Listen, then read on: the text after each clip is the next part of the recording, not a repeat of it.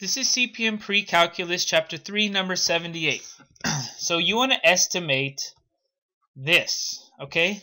Well, all this is a new way of saying the area under 3x squared between 2 and 5. So this symbol is just saying what is the area between 2 and 5 of the function 3x squared, and then we add dx. Okay, so this and dx are the new symbols. That means something we already know. Okay, so we want to break it up into 6 pieces. That means n is equal to 6. Alright?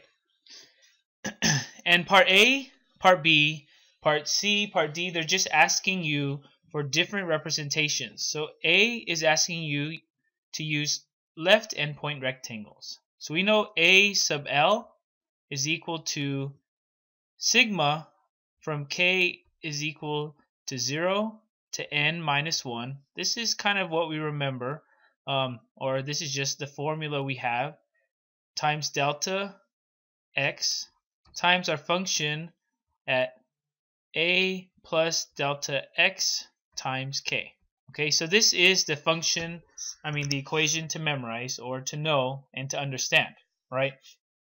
Because then we know, well, here and here, well, or we could look at this one. Let's look at this one. This we know is the starting place A. This we know is B. This we know is our f of x. Delta x we know is b minus a over n. We know n is 6. b minus a is 5 minus 2 over 6. 5 minus 2 is 3, which is 1/2 or 0.5, either one, right? And so, and we know f of x again is equal to 3x squared.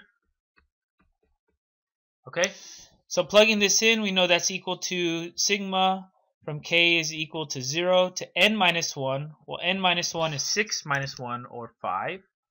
Delta x we found out is 1/2 or 0.5. I'm going to put 1/2.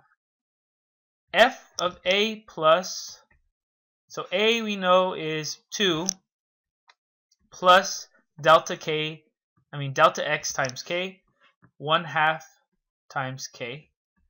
Plugging now our function in, we have sigma from k is equal to 0 to 5 of 1/2 times, our function is just 3x squared, or 3 times, this is our input, 2 plus 1/2 k squared.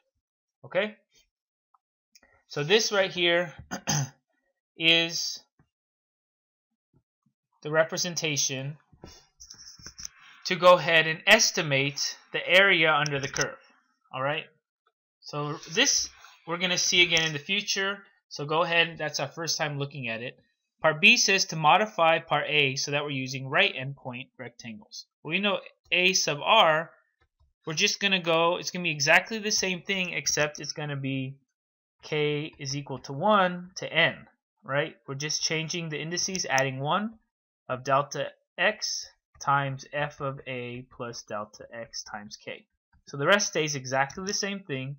So let's go ahead and modify this side. So instead of starting at 0, we're going to start at 0 plus 1. Instead of stopping at 5, we're going to stop at 5 plus 1. And the rest is the same. 1/2 times 3 times 2 plus 1/2 k squared. Okay? C says to use the midpoint.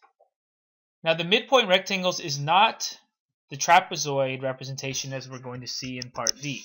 Remember, A sub m is equal to, and this one we're going to go ahead and start with the left endpoint. So it's going to still be k is equal to 0 to n minus 1. And here we're going to have delta x. Remember, this is just a reminder if you're not looking at it in your notes. And here we still have a plus delta x times k. But here, remember, we're adding in, this is the difference right here. Just like, let me go ahead and write in it another color. We're going to add in 1/2 delta x. Okay? Just like here, the change for right endpoint, we're adding 1, right? From left to right. Let's go ahead. We add 1. Well, from left to midpoint, we go ahead and we add delta x into our function's input. Okay? So let's go ahead and say what that equals to. Well, we know that's equal to k equals to 0. N minus 1 is 6 minus 1, or 5. We can even copy this, and it's going to be 1/2. Delta x is 1/2 times the function, and instead of 3x squared, so I can even write this, it's going to be 3, instead of x, it's going to be a plus delta x times k, or 2 is a plus delta 1/2, delta x is 1/2, k is still k, plus 1/2 times delta x is 1/2, right? So we could write it like this: k is equal to 0, and the change is going to be adding in 1/2 times 1/2. Okay?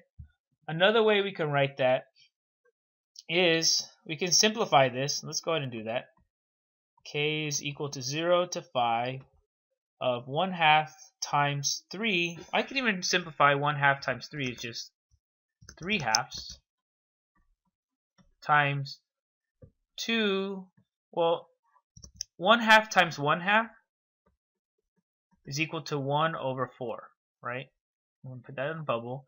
1 over 4 plus 2, because 1 over 4 we know is 0.25.